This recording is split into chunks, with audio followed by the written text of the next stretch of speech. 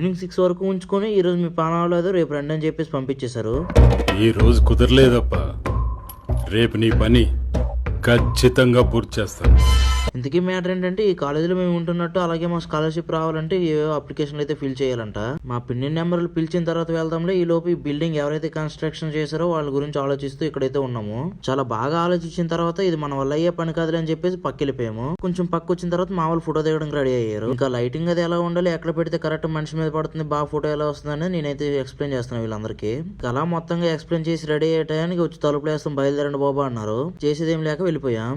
Fresh గా ఉదయాన్నే ready అయ్యి కాలేజ్కి వస్తుంటే ఖాళీగా ఉంది, ఎవరు లేరు మా ఒక్క బ్రాంచ్ తప్ప.